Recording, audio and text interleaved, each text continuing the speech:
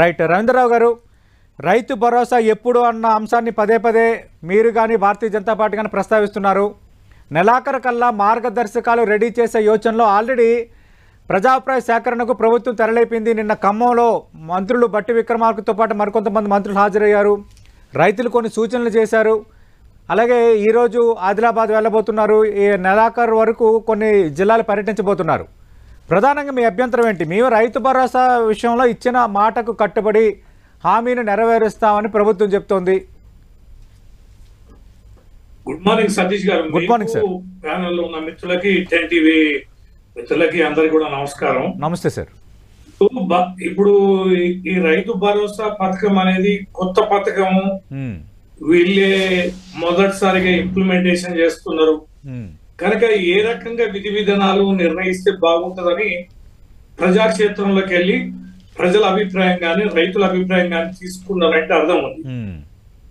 ఇది గత ప్రభుత్వం బ్రహ్మాండంగా అమలుపరిచి దేశవ్యాప్తంగా ప్రజాదరణ పొందినటువంటి ముఖ్యమైనటువంటి పథకం.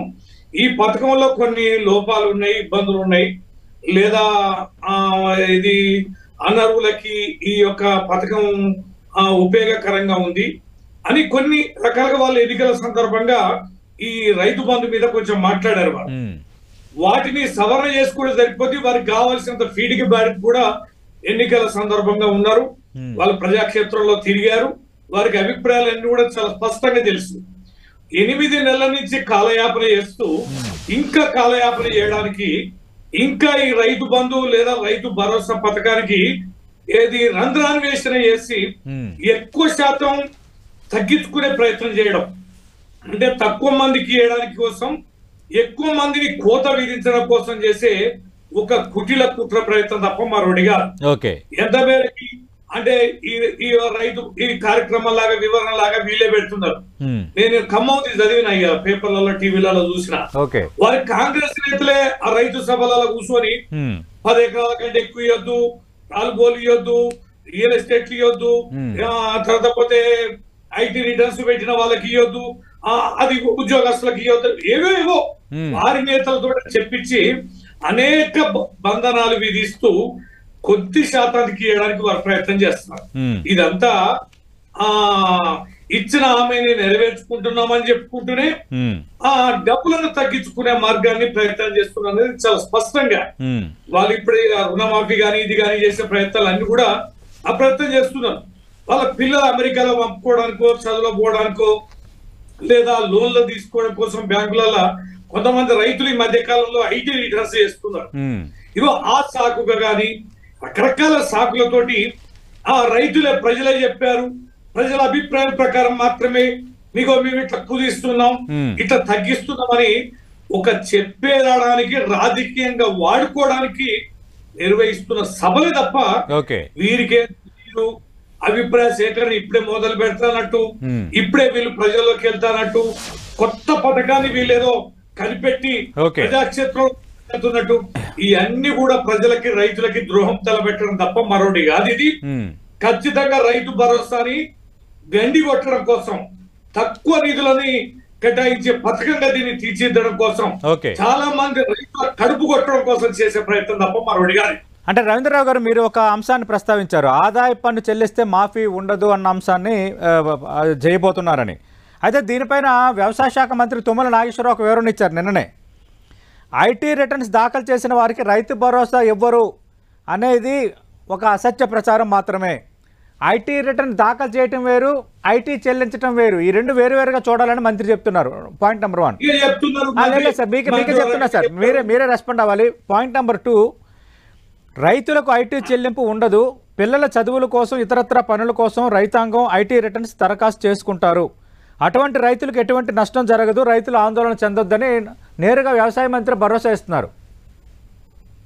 ఇప్పుడు సతీష్ గారు, ఇప్పుడు అంత మాత్రమే మరి ప్రజాక్షేత్రంలోకి పోయి చేసే పని ఏందండి? ఇప్పుడు ఏమంటున్నారు, రైతులతో మాట్లాడతారు. కౌలు రైతులు ఎవరు? మీరు రైతులారా, మీరు కౌలు రైతులకి హామీ పత్రాలు రాసిస్తారంటే రాసియబోము అని రైతులతో అనిపిస్తారు. ఇప్పుడు ఏంటంటే కౌలు రైతులు లేరు కనుక, రైతులు ఒప్పుకోవడం లేదు కనుక మేము కౌలు రైతులు గుర్తించలేకపోయాము, ఓకే ఆ సంఖ్యను లెక్కించలేకపోయాడు, వాళ్ళకు కూడా ఎగ్గొట్టడానికి ఓకే తెలీదా సతీష్ గారు? రైట్ ఈ పథకంలో ఏం సాధిద్దాం అని ఇప్పుడు నువ్వు ఈ కాలయాపన చేయడానికి 8 నెలల తర్వాత ఓకే నువ్వు డిసెంబర్ లో ఇస్తున్నానోడివి, అధికారంలో రాగానే రైతు భరోసా ఇస్తున్నానోడి, ఓకే రైతు భరోసా ఇయ్యకపోగా 8 నెలలు ఆగి రైతుల దగ్గరికి వెళ్ళి ఏ లక్ష్యం అంటే తగ్గించడానికి కాకపోతే, ఏ లక్ష్యం కౌలు రైతులకి ఎగ్గొట్టడానికి కాకపోతే, చరణ్ కౌశిక్ గారు ఒక మాట సవరణ ఏమనుకోకండి, మధ్య వస్తున్నాయి రవీంద్రరావు గారు, అందరినీ పిలువాలి. 400 నుంచి 500 మంది సెలెక్టివ్ పీపుల్ ని మాత్రమే మీరు ఎవరైతే ఆహ్వానించారో వారు మాత్రమే మీటింగ్ వచ్చారు. పెద్ద ఎత్తున రైతులు అనే పదాన్ని దయచేసి మీరు వాడకండి సార్. మీరు రవీంద్రరావు గారు నిన్న మాట్లాడిన రైతులకు సంబంధించి కూడా కొన్ని పాయింట్స్ ఉన్నాయి.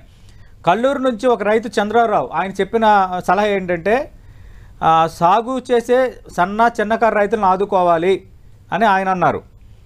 అలాగే గుట్టలు ప్లాట్లకి గత ప్రభుత్వం రైతు బంధు పథకం ఇచ్చారు, కౌలు రైతులను కూడా ఆదుకోవాలని దివ్యాంగుల రామకృష్ణ అనే ఒక తల్లాడకు చెందిన ఒక రైతు ఆయన ఒక సూచన చేశారు.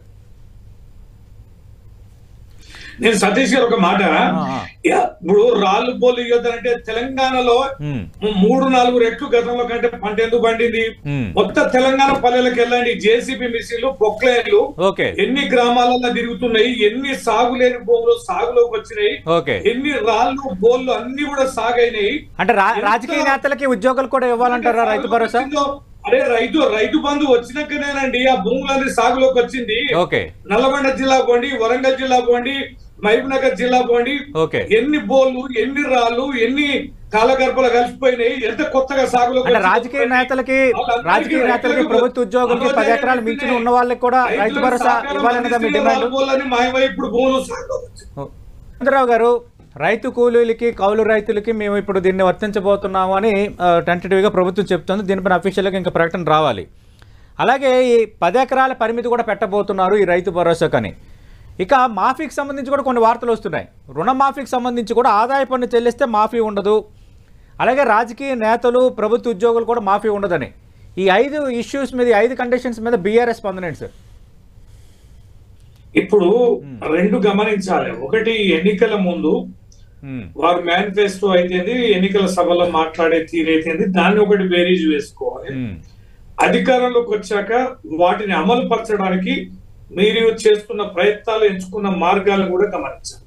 ఎంత తేడా ఉందనేది మీకే అర్థమవుతుంది. ఒక స్క్రీన్ మీద అది అటువైపు వేయాలి, ఒక స్క్రీన్ మీద ఇటువైపు వేయాలి. ఒకటే స్క్రీన్ మీద 2 వేస్తే మీ స్వభావం ఏంది, మీ ఆలోచన ఏంటి, మీ తీరేంటి అనేది అర్థమవుతుంది.